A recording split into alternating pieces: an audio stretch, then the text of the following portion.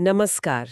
भारतीय संविधान की गहराइयों में एक और अहम चर्चा के लिए आपका स्वागत है। नमस्कार। आज का विषय कुछ ऐसा है जो हम सबके लिए ज़रूरी तो है, पर हाँ, कभी-कभी थोड़ा सिरदर्द बन जाता है। हाँ, बिल्कुल। संविधान की अनुसूचियाँ मतलब शेड्यूल्स। हम जानते हैं कि संविधान कितना महत्वपूर्ण है, लेकिन वो 12 अनुसूचियाँ उन्हें क्रम से याद रखना ये अक्सर मुश्किल लगता है ना? बिल्कुल। संविधान अपने आप में ही इतना बड़ा दस्तावेज है और ये जो अनुसूचियां हैं, जिनमें बहुत महत्वपूर्ण डिटेल्स होती हैं, उन्हें याद रखना कई बार एक चुनौती बन जाता है। बहुत से स्टूडेंट्स को और सच कहूं तो कई बार कानून के जानकारों को भी इसमें दिक्कत आती है। हाँ, और इसीलिए आज हम एक खास दस्तावेज देख रहे हैं। इसका शीर्षक है भारतीय संविधान की अनुसूचियां याद करने की ट्रिक्स। अच्छा। तो हमारा मकसद आज यही है कि इन ट्रिक्स को समझें और देखें कि क्या ये वाकई हमारी याददाश्त का बोझ थोड़ा सा हल्का कर सकती हैं। मतलब ये जो जटिल जानकारी होती है ना, उसे आसान बनाने का ये तरीका हमेशा रोमांचक होता है। ये तो है। देखते हैं ये शॉर्टकट्स कितने काम के हैं। बिल्कुल, और ये एक बहुत ही उपयोगी कोशिश है। ये जो मेमोरी टेक्निक्स होती हैं या स्मृति सहायक विधियां जिन्हें कहते हैं, खासकर ऐसी जटिल संरचनाओं के लिए ये सीखने की प्रक्रिया को काफी दिलचस्प और प्रभावी भी बना सकते हैं। हाँ। ये सिर्फ रटने का तरीका नहीं है, बल्कि ये जानकारी को एक तरह से व्यवस्थित करने का, एक ढांचा बनाने का भी काम करती हैं। तो फिर देर किस बात की? चलिए शुरू करते हैं। हम्म। सबसे पहले ये जानना जरूरी है कि इन 12 अनुसूचियों में आखिर है क्या? मतलब मोटा-मोटा। हाँ, ये सही रहेगा।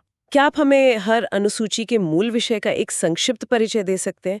शायद वो जो स्रोत में कीवर्ड्स दिए हैं उनके साथ थोड़ा सा बता दें तो अच्छा रहेगा। जरूर।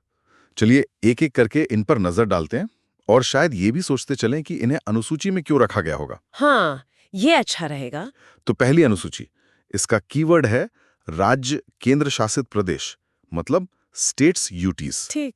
इसमें भारत के सभी राज्यों और केंद्र शासित प्रदेशों के नाम हैं और उनके भौगोलिक क्षेत्र क्या हैं, उसका वर्णन है।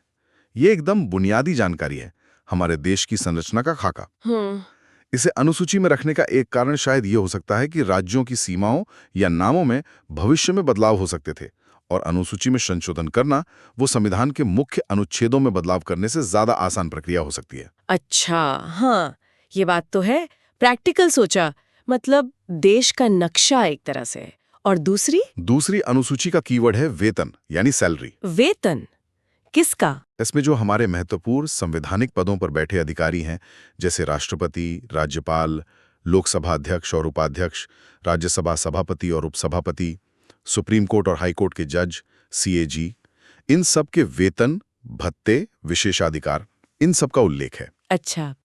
इन्हें भी मुख्य अनुच्छेदों के बजाय अनुसूची में रखना शायद इसलिए जरूरी समझा गया होगा ताकि वेतन जैसे विवरण जो बदल सकते हैं, उनके लिए बार बार मुख्य संविधान में संशोधन न करना पड़े। समझ गए। ये भी प्रैक्टिकल कारण लगता है। तीसरी अनुसूची। तीसरी का कीवर्ड है शपथ, मतलब ओथ। शपथ। हाँ। इसमें जो विभिन्न संवैधानिक पदों पर आते हैं, जैसे मंत्री, सांसद, विधायक, जज वगैरह, वो जो शपथ लेते हैं या प्रतिज्ञान करते हैं, उसके प्रारूप दिए गए हैं। ओ अच्छा, फॉर्मेट्स। जी। अलग-अलग पदों के लिए शपथ के शब्दों में थोड़ा फर्क होता है, तो उन सभी प्रारूपों को एक जगह इकट्ठा करना तार्किक था। ये पद की गरिमा और जिम्मेदारी को भी दिखाता है। ठीक है। चौथी अनुसूची, इसका कीवर्ड है राज्यसभा सीटें। राज्यसभा सीट्स, हाँ, ये बताती है कि किस राज्य या केंद्र शासित प्रदेश को राज्यसभा में कितनी सीटें आवंटित होंगी।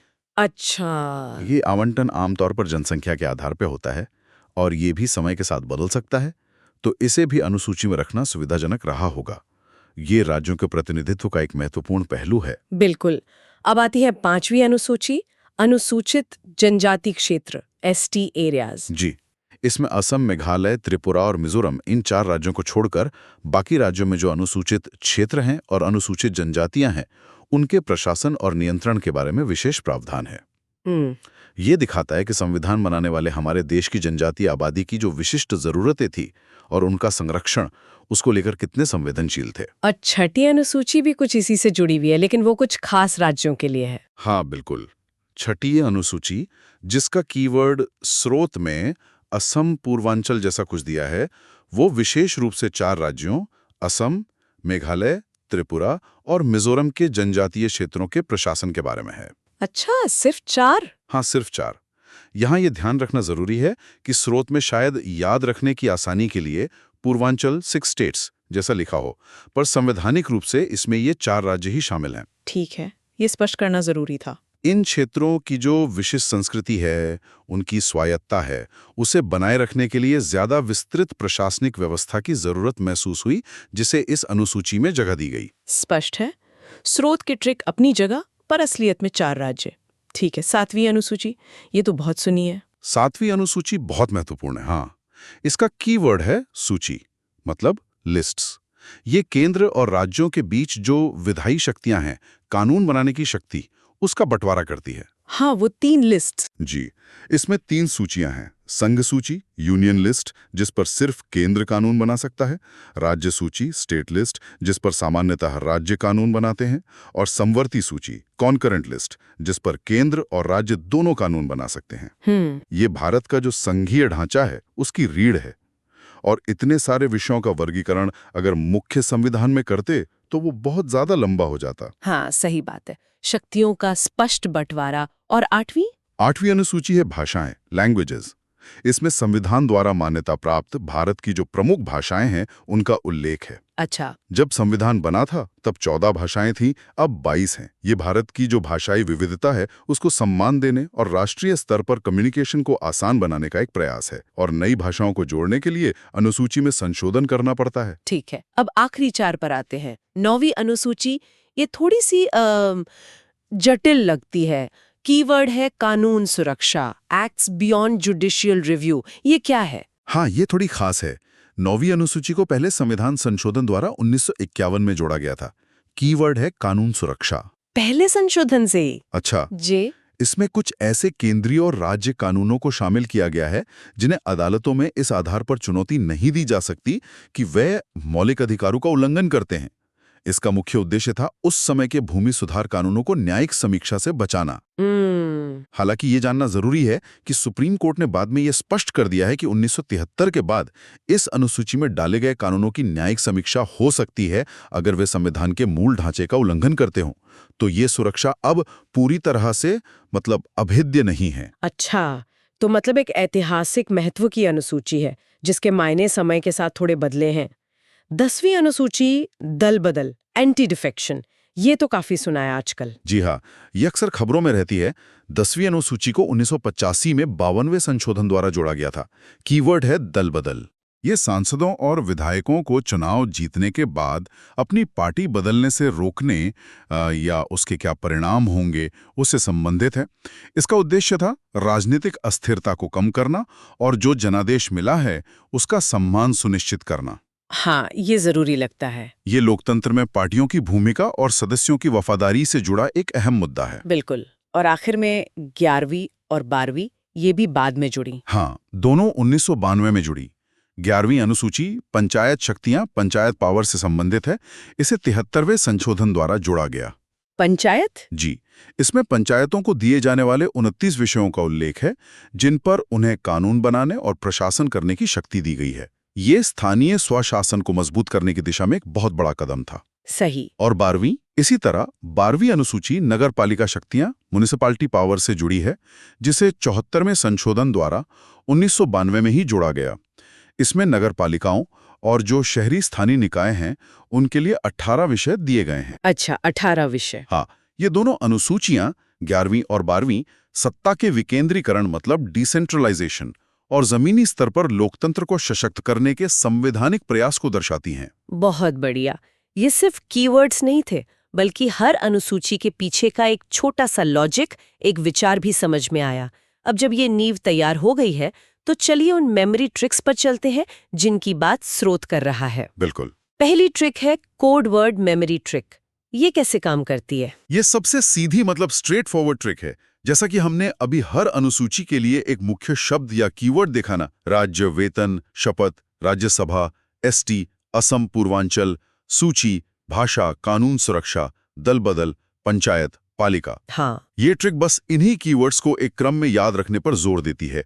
स्रोत इसके लिए एक वाक्य सुझाता है जो इन शब्दों को एक साथ पिरो देता है। अच्छा, एक वाक्य, और वो वाक्य है राज्य की सैलरी पर शपथ, उच्च सदन के एसटी, पूर्वांचल की सूची, भाषा के कानून, दल बदल, पंचायत, पालिका। हाँ, ये तो काफी छोटा और टू द पॉइंट है। है ना? इसमें सारे कीवर्ड्स आ गए। ये वाकई तेज याद करने के लिए, मतलब फटाफट रिकॉल के लिए सही लगता है, खासकर अगर कोई परीक्षा नजदीक हो। बिल्कुल। इसकी ताकत इसकी सरलता और संक्षिप्तता में ही है। ये सीधे हिट करती है। और स्रोत में एक और सुझाव है जो मुझे काफी अच्छा लगा, क्या? कि हर कीवर्ड को एक मानसिक छवि, एक मेंटल इमेज से जोड़ने की कोशिश करें। जैसे सैलरी सोचते ही नोटों की गड्डी या बैंक का ख्याल आए और तुरंत दूसरी अनुसूची याद आ जाए। अच्छा, विजुअलाइजेशन। हाँ, या पंचायत सुनते ही गांव की चौपाल की तस्वीर बने और 11वीं अनुसूची क्लिक कर जाए। ये विजुअलाइजेशन याददाश्त को मजबूत करता है। ये विजुअलाइजेशन वाली बात भी अच्छी है। कोड वर्ड तो ठीक है, पर अगर किसी को सिर्फ रटना पसंद नहीं बल्कि चीजों को जोड़कर समझना हो, तो स्रोत एक कहानी वाला तरीका भी बताता है, स्टोरी मेथड। इसमें क्या होता है? कहानी विधि, हाँ, ये थोड़ी ज्यादा विस्तृत है। ये सिर्फ कीवर्ड्स को रटवाती नहीं बल्कि उनके बीच एक तार्किक या आप कह सकते हैं काल्पनिक कहानी बुनती है। अच्छा, कहानी। इससे चीजें जुड़ी हुई महसूस होती हैं। स्रोत में जो कहानी दी गई है वो कुछ इस तरह से अनुसूचियों को जोड़ती है। आप पढ़ना चाहेंगी? हाँ, मैं पढ़ती हूँ। राज्य और केंद्र शासित प्रदेश 1 में सैलरी 2 पाने वाले लोग शपथ 3 लेते हैं और राज्यसभा की सीटों 4 पर बैठते हैं। आदिवासी क्षेत्रों 5 और पूर्वोत्तर राज्यों 6 की अलग सूची या कह लें व्यवस्था है। सारी शक्तियां सूचीबद्ध 7 है और भाषाओं 8 को पहचान ली गई है। खास कानूनों को सुरक्षा 9 मिली है, दल बदल 10 पर रोक है, पंचायत 11 और नगर पालिका 12 को शक्तियां दी गई हैं। देखा आपने, यहाँ हर अगला हिस्सा पिछले से कहीं ना कहीं जुड़ता हुआ सा लगता है। हाँ, एक फ्लो है। बिल्कुल। कहानी कहने का ये अंदाज हमारी याददाश्त के लिए ज्यादा स्वाभाविक होता है। हम सूचनाओं को अलग थलग टुकड़ों की बजाय एक क्रम में, एक कहानी के रूप में बेहतर याद रख पाते हैं। सही। कोड वर्ड ट्रिक की तुलना में इसमें ज्यादा संदर्भ है, सिर्फ कीवर्ड्स नहीं है। इससे शायद जानकारी दिमाग में ज्यादा गहराई तक बैठ सकती है और हो सकता है लंबे समय तक याद भी रहे। हाँ, ये बात तो है। कहानी से चीजें ज्यादा नेचुरली जुड़ती हैं, शायद ज्यादा देर तक याद भी रहे। लेकिन इसमें थोड़ा ये भी डर रहता है कि कोई हिस्सा भूल ना जाए। हाँ, ये संभव है।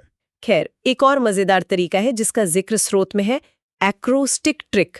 ये क्या बला है? एक्रोस्टिक, हाँ, ये भी एक जानी मानी मेमोरी तकनीक है।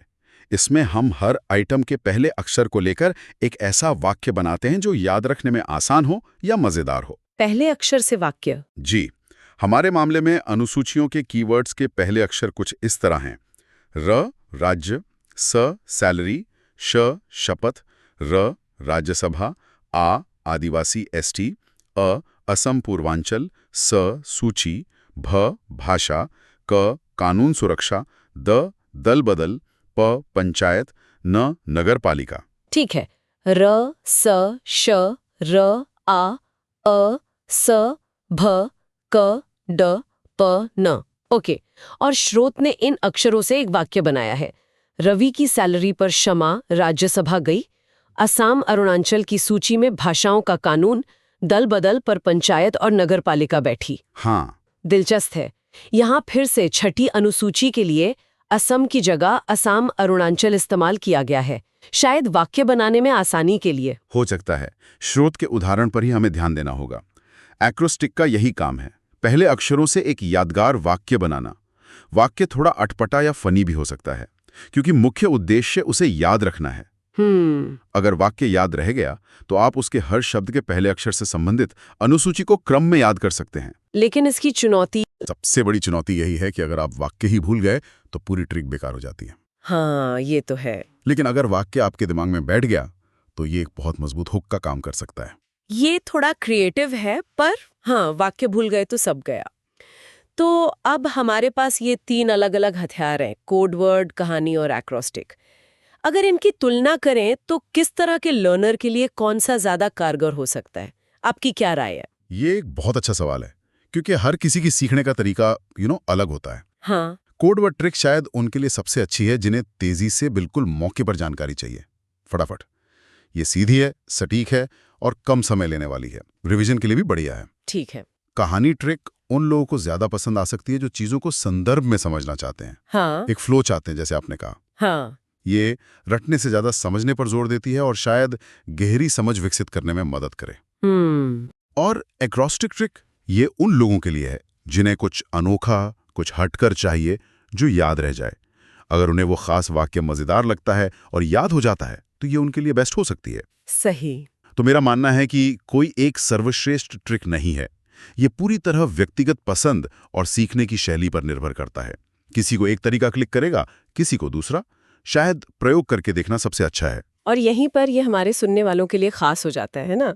ये ट्रिक सिर्फ कोई एकेडमिक अभ्यास नहीं है, बल्कि ये असल जिंदगी में काम आने वाले औजार हैं। बिल्कुल। ये जटिल जानकारी जैसे कि भारतीय संविधान की ये संरचना, इसको बिना घबराए या अभिभूत हुए समझने में मदद करते हैं। और जब कोई ट्रिक काम कर जाती है और चीजें साफ होने लगती हैं, वो आहा वाला मोमेंट आता है। हाँ, वो एहसास बहुत अच्छा होता है। बिल्कुल।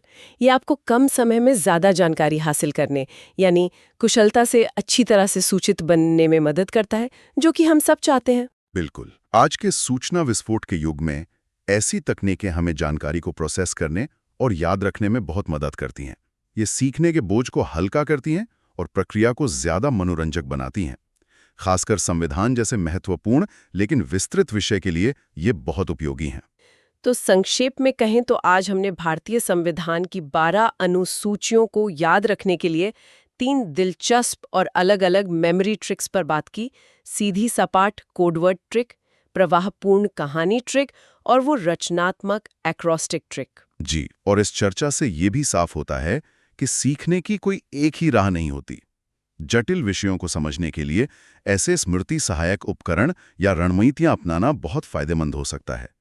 ये न सिर्फ याददाश्त तेज करते हैं, बल्कि आत्मविश्वास भी बढ़ाते हैं। सही कहा।